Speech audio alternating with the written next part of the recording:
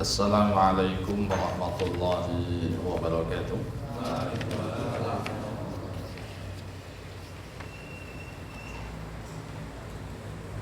Alhamdulillah. Alhamdulillahi rabbil alamin. Wassalatu wassalamu ala asyrafil anbiya'i wal mursalin wa ala alihi wa sahbihi wa man tabi'ahum bi ihsanin ila yaumiddin, amma ba'd.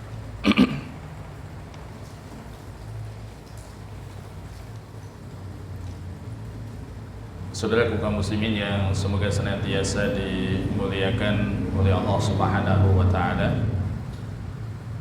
Segala puji sebelumnya marilah senantiasa kita panjatkan kehadirat Allah taala atas limpahan nikmat-nikmatnya kepada kita semuanya. Salawat kemudian salam semoga senantiasa terlimpahkan kepada Nabi Muhammad sallallahu alaihi wasallam, kepada keluarga beliau, sahabat beliau, dan kepada seluruh umatnya yang senantiasa mengikuti sunnah-sunnah beliau, mengamalkan, kemudian mendakwahkan hingga akhir zaman nanti. Kemudian kita lanjutkan, kita kaji kembali Al-Fawaid Adz-Dzahabiyah min Al-Arba'in An-Nawawiyah, faedah emas dari hadis-hadis yang terdapat di dalam Arba'in Nawawiyah. Kemudian kita masuk pada hadis yang kelima dari hadis Arba'in Nawawiyah, dan hadis yang kelima ini adalah hadis dari Ummul Mukminin Ummu Abdillah Aisyah radhiyallahu anha. Saya bacakan. An ummil mu'minina ummi Abdillah Aisyah radhiyallahu anha qalat qala Rasulullah sallallahu alaihi wasallam man ahdatha fi amrina hadha ma laysa minhu fahuwa raddun. Rawahul Bukhari wa Muslim. Wa fi riwayatin li Muslimin man amila amalan laysa alaihi amruna fahuwa raddun. Dari Ummul Mukminin atau ibundanya kaum mukminin, yaitu Ummu Abdillah Aisyah radhiyallahu anha, beliau pernah berkata, Rasulullah sallallahu alaihi wasallam beliau pernah bersabda, barang siapa yang mengada-adakan sesuatu yang baru di dalam urusan kami yang tidak ada contoh darinya, maka ia tertolak. Diriwayatkan oleh Bukhari dan juga Muslim, dan di dalam satu riwayat Imam Muslim disebutkan man amila amalan, barang siapa yang mengamalkan satu amalan laisa alaihi amruna, yang tidak ada perintahnya dari kami atau tidak ada contoh dari kami, fahuwa raddun, maka ia tertolak. Nah, hadis ini tema besarnya adalah an-nahyu 'anil ibtida'i fiddin, larangan dari berbuat bid'ah di dalam agama ini. Nah, perawi dari hadis ini yaitu Ummul Mukminin Aisyah atau Ummul Mukminin Ummu Abdillah Aisyah radhiyallahu taala anha. Dan beliau itu adalah putri dari Abu Bakar As-Siddiq, putri dari sahabat Abu Bakar As-Siddiq. Dan beliau diberikan kunyah dengan Ummul Mukminin, ibundanya orang-orang beriman, dikarenakan beliau adalah salah satu di antara istri Nabi sallallahu alaihi wasallam. Beliau juga diberi kunyah dengan Ummu Abdillah, padahal beliau belum punya putra, belum punya anak, tapi diberikan kunyah Ummu Abdillah. Ini juga menunjukkan bahwasannya kunyah itu tidak harus kemudian bagi orang yang sudah memiliki putra atau anak. Jadi Aisyah radhiyallahu anha ini beliau belum memiliki putra atau keturunan, namun beliau memiliki kunyah dengan Ummu Abdillah atau ibunya Abdullah, padahal belum punya anak yang namanya Abdullah. Nah, ini menunjukkan kebolehan kunyah meskipun belum memiliki keturunan. Nah, wa kanat min ahabbin nisa'ihi ilaihi ba'da Khadijah radhiyallahu anha. Dan beliau Aisyah radhiyallahu anha ini adalah salah satu di antara istri yang paling Rasulullah sallallahu alaihi wasallam cintai setelah Khadijah radhiyallahu anha. Walam yatazawwaj sallallahu alaihi wasallam bikran ghaira Aisyah. Dan Nabi tidak pernah menikahi gadis kecuali Aisyah. Nabi tidak menikahi gadis kecuali Aisyah. Selainnya berarti janda, bukan gadis.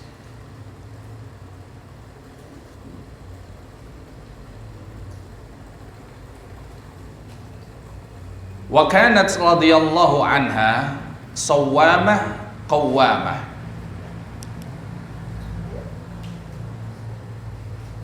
Dan beliau radhiyallahu anha ini adalah seorang sawwamah. Sawwamah itu adalah orang yang banyak melakukan ibadah puasa.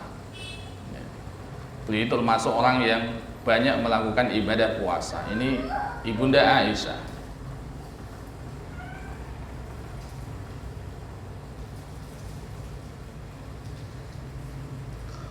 Demikian pula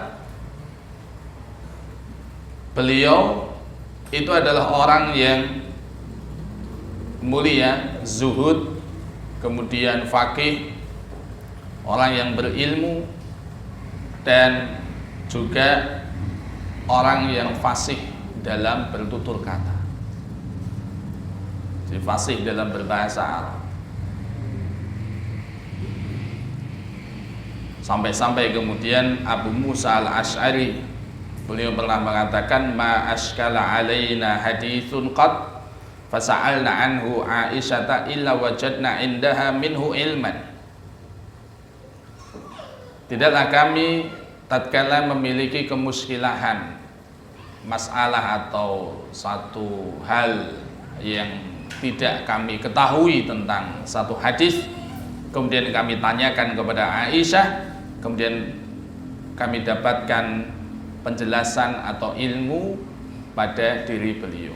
Jadi Abu Musa al-Ash'ari ini ketika beliau mendapatkan muskilah atau kesulitan atau masalah di dalam mempelajari hadis, menelaah hadis, maka beliau kemudian tanyakan kepada Aisyah.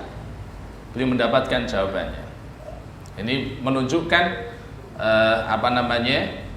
beliau adalah orang yang sangat alim, orang yang berilmu tentang hadis-hadis Nabi Sallallahu Alaihi Wasallam. Karena memang terkadang ada hal-hal yang kalimat-kalimat yang memang kita butuh mengetahui apa sebenarnya yang dimaksudkan ini.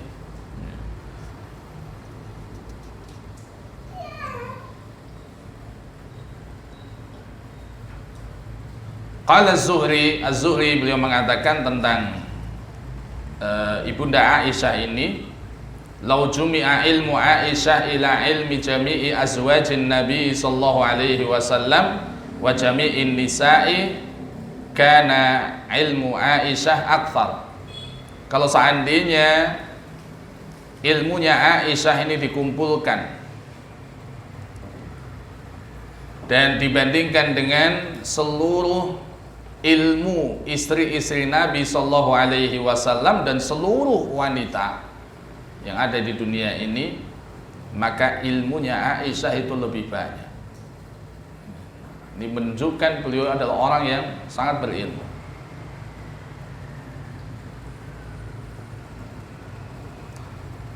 qad warada an Rasulillah sallallahu alaihi wasallam fi sya'niha, dan terdapat riwayat dari Rasulullah sallallahu alaihi wasallam berkenaan dengan ini. Ini keilmuan dari Aisyah ini. Beliau bersabda, "Khudhu syatra dinikum min Aisyah." Ambillah separuh agama kalian dari Aisyah. Ambillah separuh agama kalian dari Aisyah.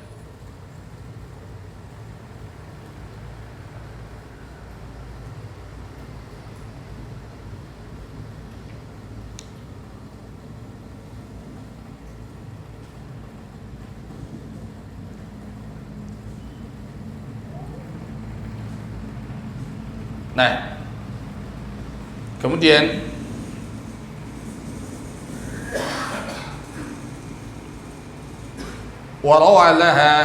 waruwiya laha alfu hadithin wa mi'ata hadithin wa asyrata ahadith wa hiya ahadul mukaththirina min hadithi Rasulillah sallallahu alaihi wasallam matat wa umruha sittun wa sittuna sanatan wa dufinat bil Baqi radhiyallahu anha. Ada 1210 hadis yang diriwayatkan dari Aisyah. Ada 1210 hadis yang diriwayatkan dari Aisyah. Dan beliau adalah salah satu di antara orang yang banyak meriwayatkan hadis dari Rasulullah sallallahu alaihi wasallam. Dan Aisyah ini beliau meninggal, usia beliau adalah 66 tahun. Beliau meninggal di usia 66 tahun. Dan beliau dimakamkan di Baqi atau kuburan Baqi di samping Masjid Nabawi. Makanya terkadang kalau ada orang Syiah itu masuk ke Baqi, ya, itu kadang-kadang nyari kuburannya Aisyah untuk diludahi atau diinjak-injak, karena mereka sangat benci sekali dengan ibunda Aisyah. Ini orang Syiah. Cuma di sana kan tidak ada tulisannya, ya, mau nyari-nyari juga cuma nebak-nebak gitu. Karena tidak ada tulisan ini kuburan siapa. Tapi memang dikuburkan di sana, ya, dikuburkan di Baqi. Ya, hanya sebagian orang itu menandai, ya, kadang menyampaikan, oh ini kuburannya Aisyah, ini kuburannya sahabat siapa, ini kuburannya sahabat siapa. Cuma tidak ada namanya. Nah, ini banyak hikmah, ya, yang kita dapatkan ketika kuburan itu kemudian tidak perlu kemudian diberi nama, ya, dikarenakan boleh jadi ketika seorang itu dimuliakan maka kuburannya akan diagung-agungkan. Tidak menutup kemungkinan demikian, karena ini dalam rangka menutup pintu-pintu keburukan.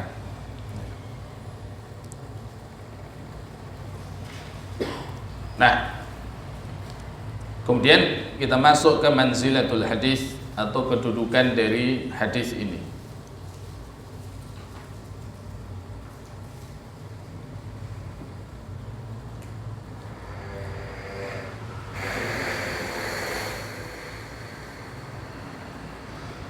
Al-Imam An-Nawawi rahimahullah, beliau mengatakan tentang hadis ini, hadis yang kelima dari Arba'in Nawawiyah, hadal hadithu mimma yanbaghi hifdhuhu wa isti'maluhu fi ibtalil munkarati wa qa'idatun min qawaidid-din. Hadis ini termasuk di antara hadis yang selayaknya dihafalkan dan diamalkan dalam rangka untuk membatilkan kemungkaran-kemungkaran. Dan hadis ini termasuk di antara salah satu kaidah di dalam agama ini.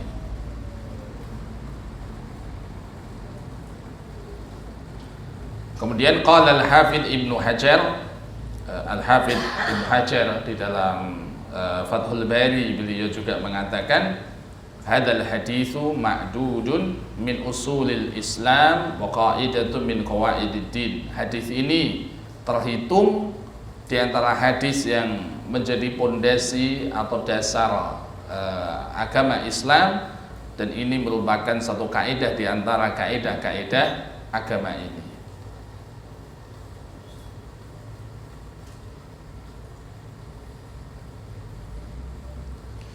Kemudian Ibnu Rajab Al-Hambali beliau mengatakan di dalam Jami'ul Ulum wal Hikam, wa hadzal haditsu aslun 'azimun min usulil Islam. Hadis ini termasuk kaidah atau dasar yang agung di antara dasar-dasar agama Islam. Kama anna haditsal a'mali bin niyat mizanun lil a'mali fi batiniha wa huwa mizanun lil a'mali fi dhahiriha. Sebagaimana hadis innamal a'malu binniyat ini merupakan timbangan amal dari sisi batin, sementara hadis ini man amila amalan laisa alaihi amruna fahuwa raddun, ya, barang siapa yang melakukan amal tidak ada contohnya dari kami maka dia tertolak. Maka ini adalah timbangan amal dari sisi dhahir. Dari sisi batinnya maka niatnya harus betul. Dari sisi dhahirnya, tata caranya, maka tata caranya juga harus benar sesuai dengan syariat. Ya, maka ini mizan atau ukuran timbangan amal itu diterima atau ditolak.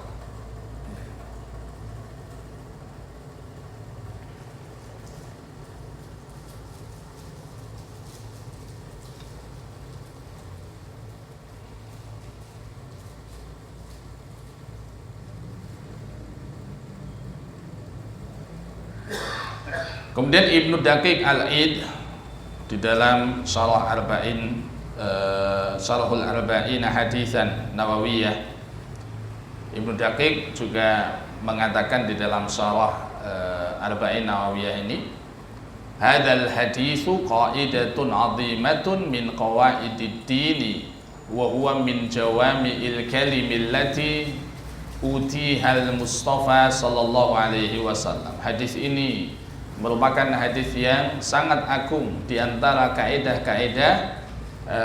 Hadis ini merupakan kaidah yang agung di antara kaidah-kaidah yang ada di dalam agama ini, dan ia termasuk jawami'ul kalim.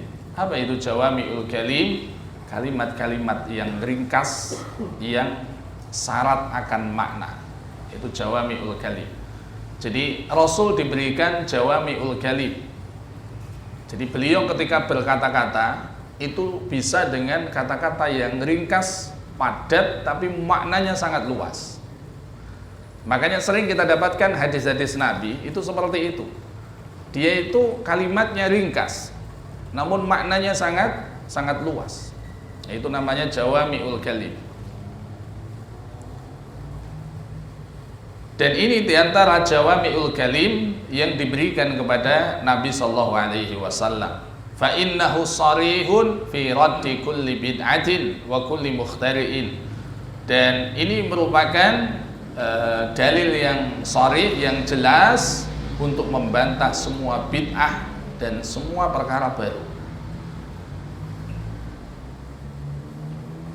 Wa yustadallu bihi ala ibtali jami'il uqudi al-mamnu'ati wa adami wujudi thamaratiha. Dan dengan hadis ini, maka hadis ini juga dijadikan dalil batilnya semua al-uqud al-mamnu'ah, ya, semua bangunan amal yang dilarang, ya, dan juga tidak adanya hasil atau buah dari amalan itu. Nah, ini dalilnya ini, ya, dalilnya hadis ini, karena dia tertolak. Yang namanya tertolak ya kemudian tidak akan diterima, dan kalau tidak diterima ya tidak berbuah. Makanya tidak berbuah amalan. Semua bangunan amal atau semua amalan ini menjadi batil dan tidak berbuah, tidak berfaedah sama sekali kalau seandainya ini adalah amalan yang tidak ada contohnya di dalam syariat.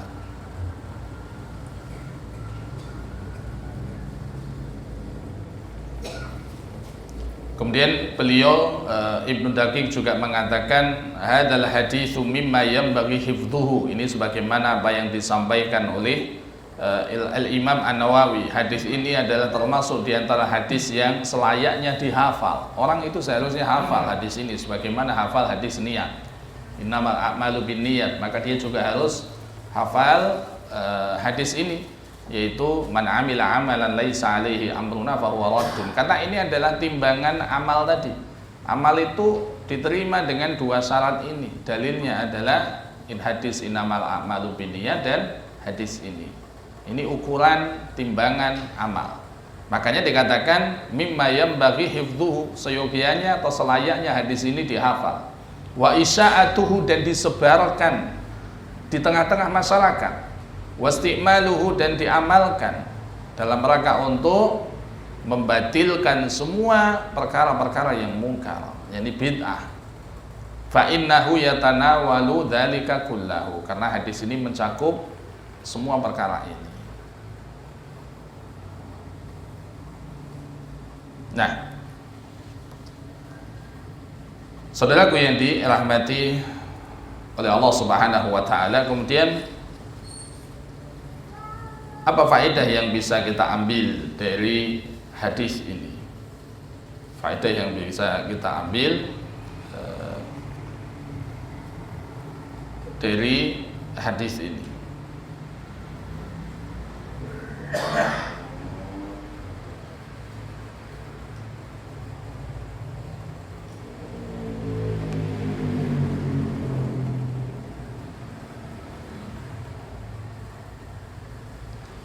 Yang pertama adalah anna man ahdatsa fi hadzal amri ay al-islam ma laysa minhu fa huwa mardudun alaihi walau kana husnan niyyati. Barang siapa yang mengada-adakan satu perkara yang baru di dalam agama ini, yakni di dalam agama Islam, yang tidak ada contoh darinya, maka dia mardud, ditolak, meskipun niatnya baik. Nah, ini harus kita fahami. Meskipun niatnya baik, dia akan ditolak. Dia akan ditolak berdasarkan hadis ini.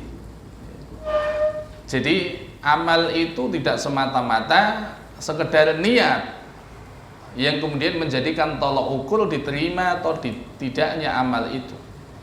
Oh, yang penting kan niatnya baik. Oh, tidak cukup. Wujud amalnya ini juga harus menjadi ukuran. Wujud amalnya ini sesuai dengan yang Nabi ajarkan atau tidak.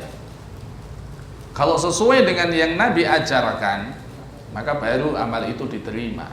Kalau tidak, ya akan ditolak. Amal itu akan ditolak meskipun niatnya baik. Meskipun niatnya baik. Wa yanbaghi ala hadhihi al-faidati anna jami'al bid'ah mardudatun ala sahibiha walau hasanat niyyatuhu. Wa yanbani ala hadhihi al-faidah, dan kemudian berdasarkan faedah ini kita dapatkan satu kesimpulan atau berdasarkan kaidah ini bisa kita ambil satu kesimpulan bahwasanya seluruh bid'ah itu ditolak meskipun orang yang melakukannya itu niatnya baik. Seluruh bid'ah itu ditolak. Jadi perkara baru dalam agama semuanya ditolak meskipun niat pelakunya baik. Meskipun niat pelakunya baik. Nah, makanya Yang penting niatnya baik, itu tidak bisa kita jadikan ukuran. Tidak bisa kita jadikan ukuran.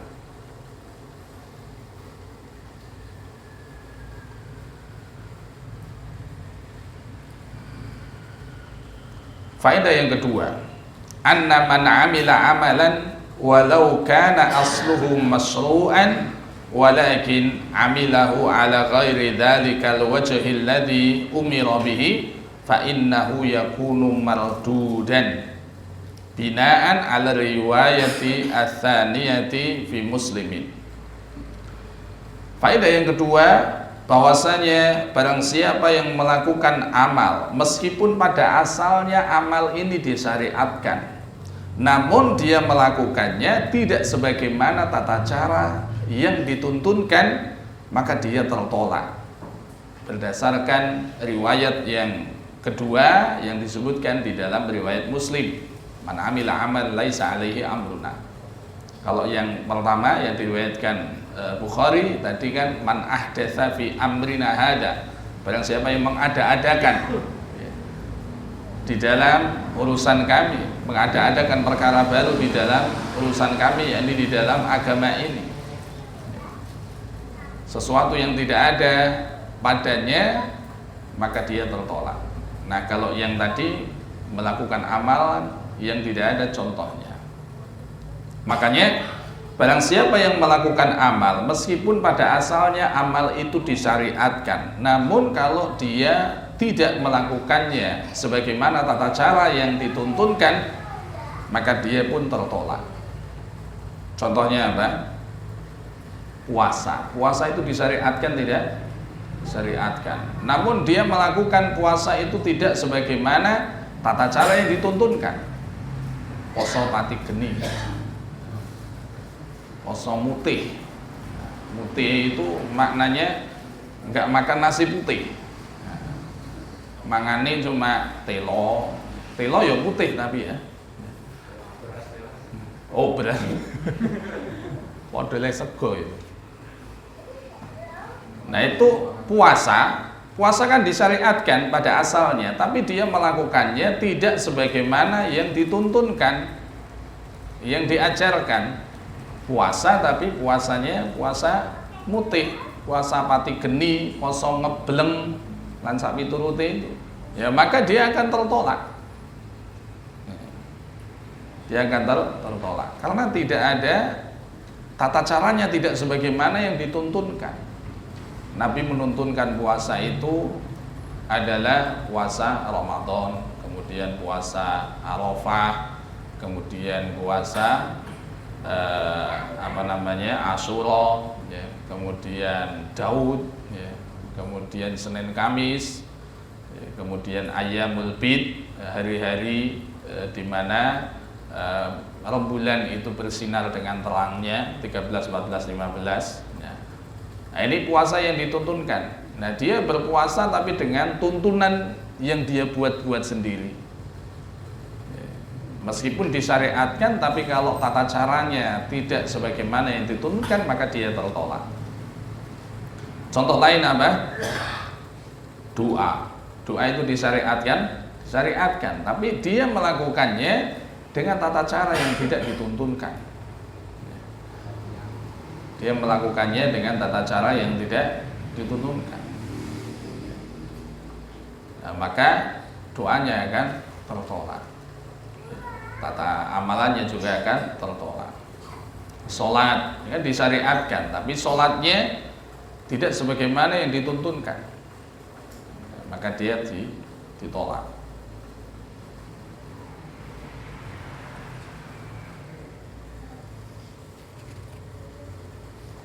Nah, berdasarkan kaidah ini juga, wa ala hadza faman ba'a bai'an muharraman fa bai'uhu batilun. Dari sini juga bisa kita tarik satu faedah lain. Barang siapa yang melakukan jual beli sesuatu yang haram, maka jual belinya batil, karena dia melakukan jual beli tidak sebagaimana yang dituntunkan oleh Nabi Sallallahu Alaihi Wasallam. Wa man shalla sholata tatawwu'in li ghairi sababin fi waqtin nahyi fa sholatuhu batilatun. Dan barang siapa yang melakukan sholat sunnah tanpa adanya sebab di waktu yang terlarang, maka sholatnya juga batil. Wa man shoma yaumal idi fa shaumuhu batil. Barang siapa yang berpuasa di hari raya, maka puasanya juga batil. Ini kan puasa disyariatkan tapi tidak sebagaimana yang dituturkan tadi. Wa halumma jarra, dan seterusnya. Li'anna hadhihi kullaha laisa 'alaiha amrullahi wa rasulihi fatakunu batilatan mardudatan. Karena semuanya ini tidak ada perintahnya dari Allah dan Rasulnya, maka jadinya batil, ditolak.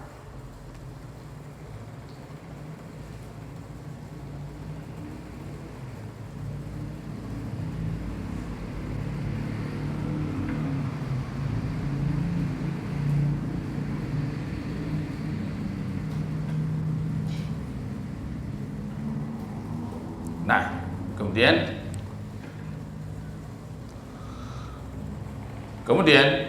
faedah berikutnya dari hadis ini, annan nahya yaqtadi al-fasad.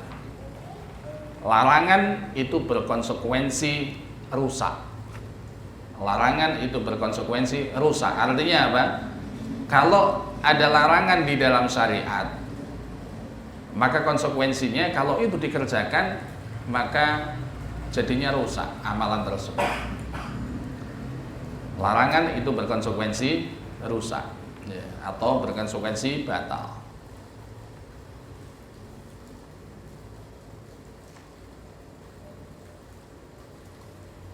Dan ini ini adalah hadis yang menjadi dalil para ahli usul bahwasanya innan nahya yaqtadi al-fasad. Larangan itu berkonsekuensi rusak. Ya.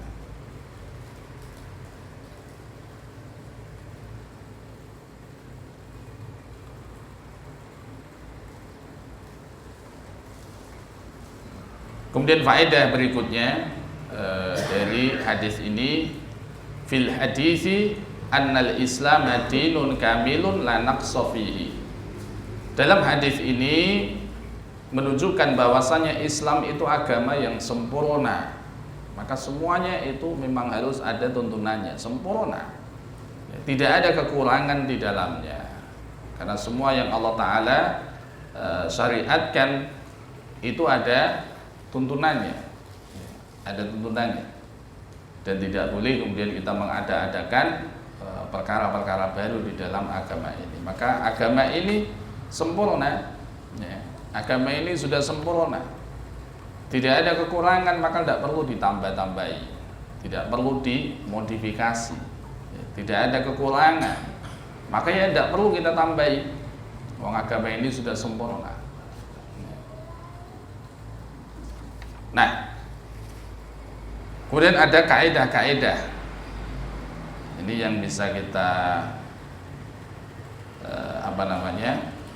kita ambil dari hadis ini. Jadi kaidah fikih, kaidah fikih. Pertama, kullu syai'in wujida sababuhu ala ahdin nabi sallallahu alaihi wasallam wa lam yaf'alhu fata'abbudu bihi bid'ah. Segala sesuatu yang ada sebabnya di masa Rasulullah sallallahu alaihi wasallam, sementara Rasulullah tidak melakukannya, ada sebabnya tapi tidak dilakukan oleh Nabi, maka beribadah dengan hal itu adalah bid'ah. Segala sesuatu yang ada sebabnya di masa Nabi sallallahu alaihi wasallam dan Rasul tidak melakukannya, Rasul tidak beribadah dengannya, maka melakukan ibadah dengan ibadah itu adalah bid'ah. Nah, ini nanti akan meluas banyak sekali. Ini mencakup ke semua semua bentuk ibadah. Ini kaedahnya. Pokoknya kalau ada sesuatu di zaman Nabi yang sebenarnya ada sebabnya, namun Rasulullah tidak melakukannya, maka melakukannya adalah bid'ah. Melakukannya adalah bid'ah.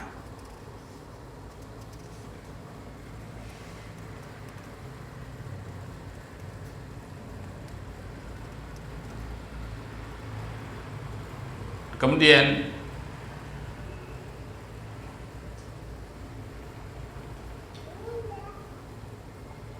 kaidah yang kedua, ini juga kaidah fiqhiyah. Ini sama dengan apa yang yang kita ambilkan dari Fawaid Ad-Dhabiyah ini. An-nahyu 'anil amali yaqtadi fasadahu. Larangan dari melakukan satu amalan ini berkonsekuensi amalan itu rusak. Akhadna hada min qauli Rasul sallallahu alaihi wasallam, kita menyimpulkan ini dari sabda Nabi, bahwa raddun, maka ia tertolak. Nah, maka kalau tertolak ya rusak. Contohnya al-bai'u ba'dan nida'i tsani min sholatil jumu'ati manhiyun anhu.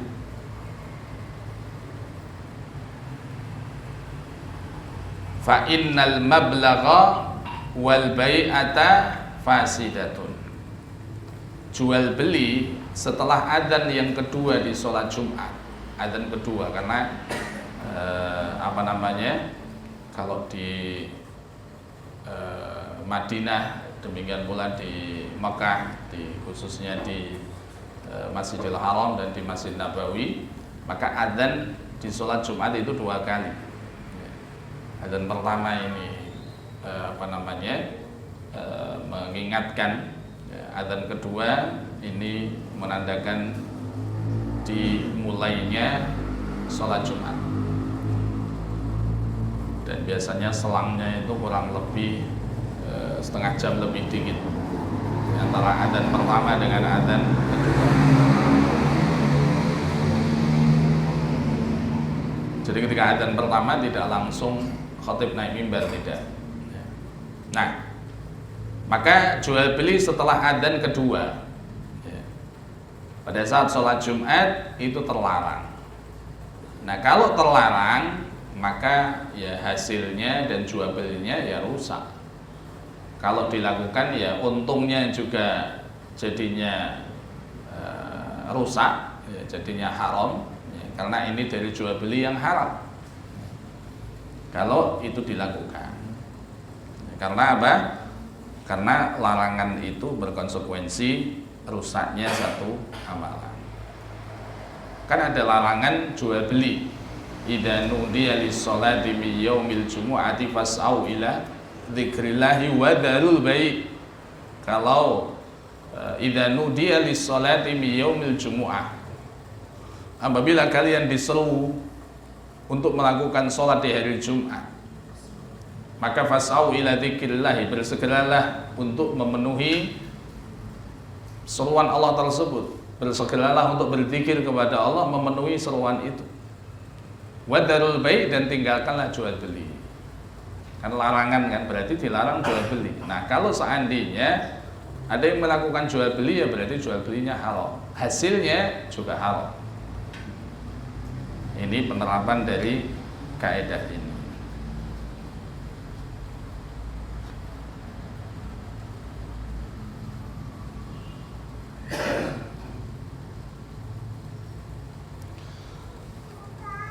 Kemudian kaidah yang ketiga, idza kana an-nahyu li umurin kharijatin 'anil fi'li wa laysa 'an dhatil fi'li fa innahu la yaqtadil fasad. Apabila larangan itu untuk satu perkara yang di luar dari perbuatan itu, bukan larangan dari perbuatan itu sendiri, maka tidak berkonsekuensi rusak. Jadi kalau larangan itu di luar dari perbuatan dan bukan dari perbuatan itu sendiri, larangannya larangannya itu di luar perbuatan itu, bukan larangan dari perbuatan itu, maka dia tidak berkonsekuensi rusak. Contohnya apa? Contohnya adalah kalau ada orang yang mencuri pakaian, kemudian dia sholat dengan menggunakan pakaian itu, sholatnya sah tidak? Sholatnya sah, tapi dia berdosa karena larangannya bukan dari perbuatan itu, di luar dari perbuatan itu. Larangannya kan di luar dari sholat itu. Larangannya kan larangan dari mencuri, bukan larangan dari sholatnya. Maka konsekuensinya sholatnya itu sah, tapi dia haram perbuatannya, yakni haramnya itu adalah haram dari mencuri pakaian itu, tapi sholatnya sah karena tidak ada kaitannya dengan sholat yang dia lakukan. Ini penerapan dari kaidah ini.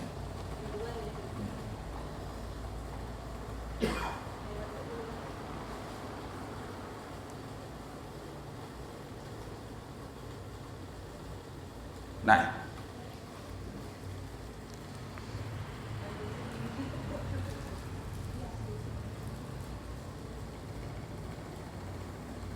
ini pelajaran yang kita dapatkan dari hadis yang kelima, yakni hadis yang terdapat di dalam Arba'in Nawawiyah, dan